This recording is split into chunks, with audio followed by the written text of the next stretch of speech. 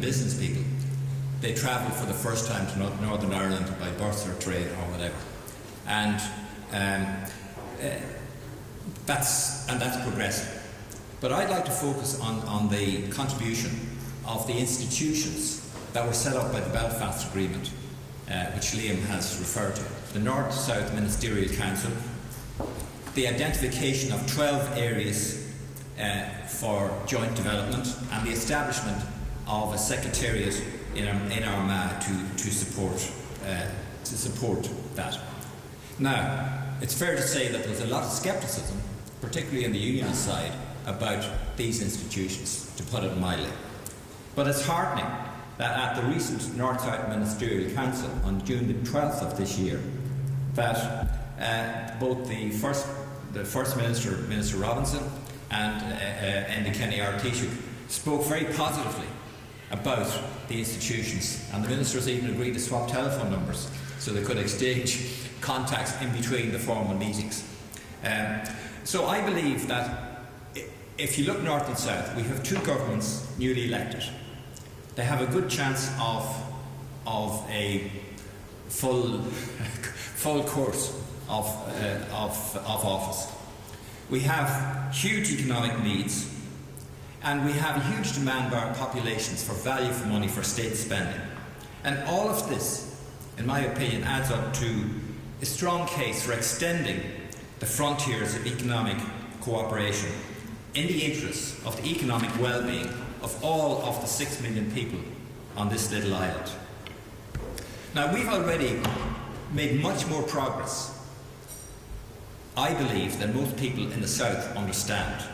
For example, Tourism Ireland, as a result of the Belfast Agreement institutions, now promotes the island of Ireland as an entirety.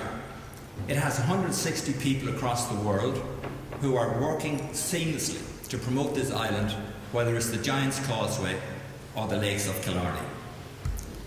We have, as Lee mentioned, the Intertrade Ireland, which has brought so many business people, north and south, who would never otherwise have met, to develop business exchanges. And it does surprise many people here to realise that our government have committed 450 million cash to the development of the road from Aughnaclye up to Derry through Northern Ireland, as part of developing links throughout this country. And what's psychologically significant about the investment in roads, and indeed the future investment in Aughnaclye Hospital, is that these investments are financially contributing to physical assets in the jurisdiction of Northern Ireland. And that's a big mental barrier for many people have crossed, that we should put our money into that other part of the island. And that I welcome that, and I favour extending the area of joint cooperation to the much more sensitive area of industrial development. It's very interesting that of the 12 areas for joint cooperation listed in the Belfast Agreement, industrial cooperation was omitted. I believe it's time to put greater cooperation between the foreign investment promotion agencies of both jurisdictions on the political agenda by the addition of industrial development as an area of joint interest of the North Ministerial Council. Now, relevant to that is the publication recently by the UK Treasury of the document which looks at the option of Northern Ireland having the power to vary its own corporation tax rate.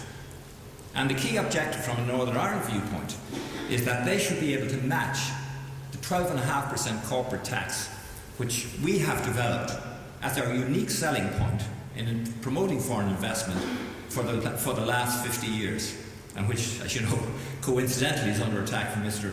Sarkozy. Now, it's to the credit, in my opinion, of successive governments here that they have supported that.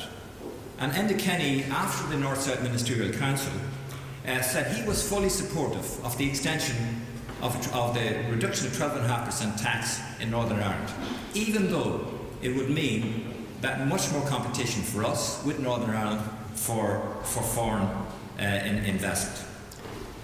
But that's political at a high level. And I suspect he may well be ahead of much of the population here and of the institutions in that. Another topic related to industrial cooperation is to the extent that the agencies, IDA Ireland and the Industrial Development Board of Northern Ireland, should cooperate or perhaps even merge so as to have a single industrial development agency, as in the case of tourism. Now, there has always been regular liaison between both agencies, but the option of real cooperation or integration has basically been a no-go area politically. It's not even on the discussion agenda. There is scope for much greater sharing of ideas about the new sectors of opportunity, about sharing the expertise of staff, and, for example, the joint promotion of unemployment black spots, for example, in the border areas. Now, not many people know this, but the Fianna Fáil party made a submission to Bill Clinton's Washington Conference in 1995, which proposed that both agencies, North and South, IDA and IDB, should jointly promote a number of black spots. The submission was drafted by Dr. Martin Mansura and myself as a former managing director of IDA Ireland. And I'd like to quote from it because it's somewhere in the archives of the Washington Conference and has not been heard of since. We propose that the governments and promotion agencies, North and South, should jointly promote a small number of unemployment black spots selected annually from each jurisdiction. For example, why couldn't both agencies jointly promote on an agreed basis Newry Dundalk and Derry? If Derry developed, it would benefit the whole of the North West, including Donegal. Newry Mourne is a natural axis of common interest. These areas typically are difficult to promote because they're outside of the main city areas. So that is illogical and eminently possible.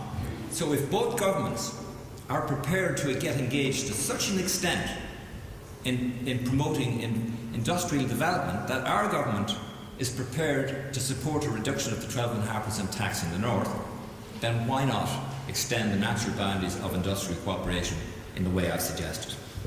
So finally, my proposal, my suggestion, is that the time is ripe for extending the boundaries of political cooperation on industrial development and related economic matters by putting it under the auspices of the North-South Ministerial Council. And let me conclude with an example of an outstanding opportunity that will not be exploited fully with our cooperation between us, Northern Ireland and Scotland. Off the Irish Sea, off our coast, we have the greatest area of water with the highest potential for wind energy in Europe.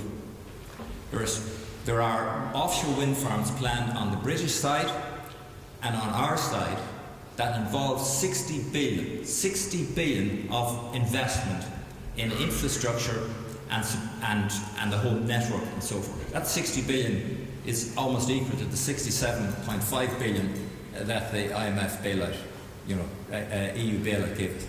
Now, that cannot be exploited without our government, Northern Ireland and Scotland really coming together and working on how you make all the connections, how you regulate the whole thing. And I commend it to you as one of the outstanding areas for natural cooperation on these islands. Thank you.